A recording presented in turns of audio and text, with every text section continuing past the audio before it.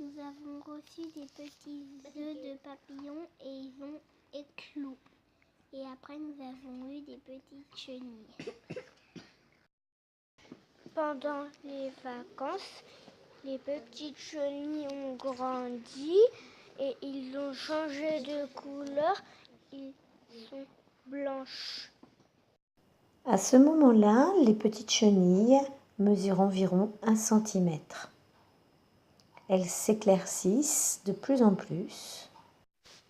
Les chenilles sont nourries avec des feuilles de troène qui sont simplement disposées sur un papier absorbant. Plus tard, les tiges de feuilles de troène seront dans un petit pot avec de l'eau pour pouvoir être conservées plus longtemps. Les chenilles mangent toute la journée. Elles font maintenant presque 5 cm. Observons une chenille en train de manger.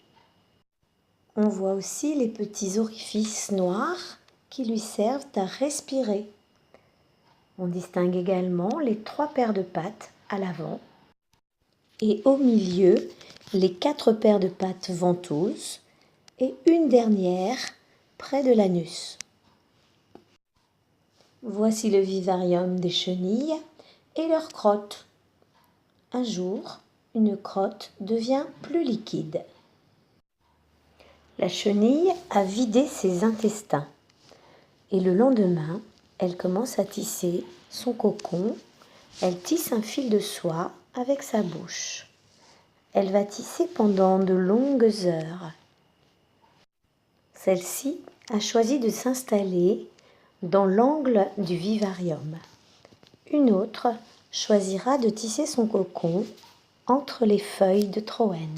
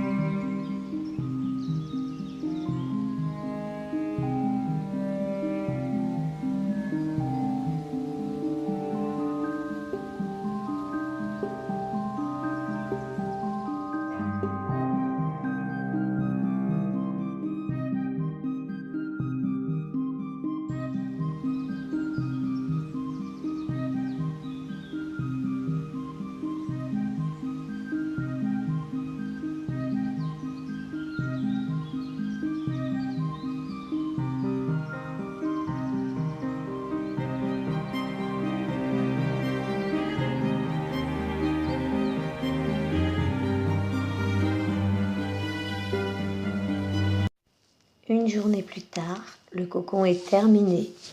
On ne voit plus du tout la chenille à l'intérieur. Voici le second cocon installé dans les feuilles repliées de troène.